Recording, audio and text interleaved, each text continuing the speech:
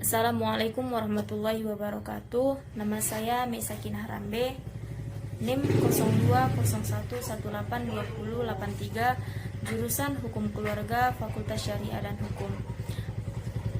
Baiklah, maksud saya di sini ialah ingin memperjelas materi saya yang berjudul status perkawinan wanita hamil dan asal usul anak. Yang saya perjelas di sini ialah pengertian perkawinan. Dalam hukum Islam, perkawinan ialah sangat penting dalam kehidupan masyarakat ataupun manusia. Karena perkawinan asal mula terbentuknya keluarga, membentuk suatu keluarga yang harmonis dan baik. Dan menurut pasal 1 Undang-Undang Nomor 1 Tahun 1974, perkawinan ialah ikatan lahir batin yang dilakukan oleh pria dan wanita yang ingin melangsungkan hubungan suami istri.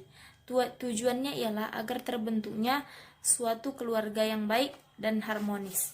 Dan dalam Kamus Besar Bahasa Indonesia, kata perkawinan yang berasal dari kata kawin, yang menurut bahasa artinya ialah membentuk keluarga dalam lawan jenis.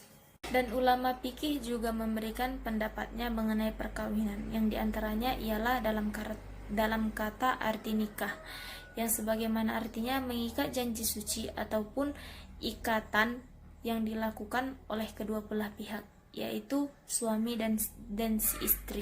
Baiklah, saya akan memperjelas materi saya yang kedua, yaitu wanita kawin hamil.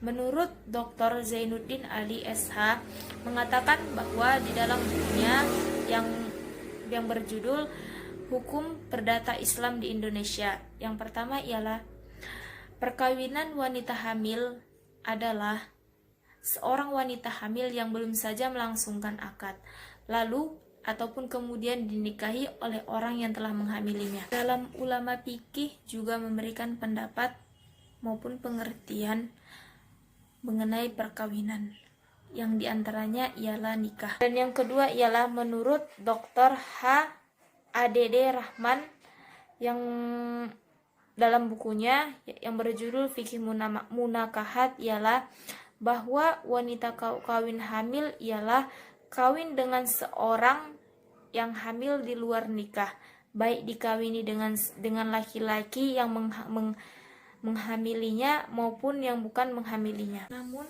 dalam segi hukum, pasal 53 kompilasi hukum mengenai perkawinan antara lain ialah seorang wanita hamil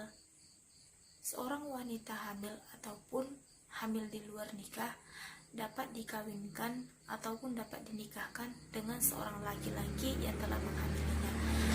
Dan yang kedua ialah seorang wanita hamil ataupun hamil di luar nikah dalam pasal 1 dapat dinikahkan secara langsung tanpa menunda-nunda waktu maupun menunggu kandungannya dilahirkan. Pembahasan asal usul anak. Jadi sudah kita ketahui bersama bahwa asal usul anak itu ialah titipan dari Allah ataupun amanah dari Allah yang diturunkan untuk kita, harus dijaga dengan sebaik-baik mungkin. Dan secara umum sudah kita ketahui ialah anak adalah seorang yang lahir dari rahim seorang ibu ataupun dari pasangan suami ataupun istri yang membentuk suatu keluarga yang harmonis. Jadi di sini saya ingin menjelaskan macam-macam ataupun ingin memberitahu macam-macam anak. Yang pertama anak sah, yang kedua anak tiri, yang ketiga anak zina, yang ketiga yang keempat anak sumbang, yang kelima anak angkat. Jelasan mengenai anak zina. Karena judul besar saya mengenai perkawinan wanita hamil, jadi saya ingin menjelaskan anak zina. Jadi penjelasannya ialah, jadi bagi wanita yang hamil di luar nikah ataupun yang hamil sebelum nikah disebut dengan anak zina menurut hukum Islam. Hukumnya ada yang berpendapat bahwa, yaitu Zabir bin Abdillah, bahwasanya ia berpendapat dia ada seorang bertanya kepada dia mengenai tentang perkawinan hamil di luar nikah. Lalu ia menjawab, boleh mengkawinkannya asalkan kedua belah pihak, yaitu si perempuan dan si laki saling bertaubat dan saling memperbaiki sifatnya masing-masing. Pendapat yang kedua yaitu Abu Yusuf berkata, keduanya yaitu laki-laki dan si perempuan tidak boleh dinikahkan. Apabila mereka dinikahkan, itu sama sekali nol, yaitu fasid ataupun batal. Karena pendapat tersebut berada pada ayat. Pendapat ini berdasarkan pada ayat dan keterangan hadis yang bersumber dari Sa'id bin Musayyab yang berturut-turut.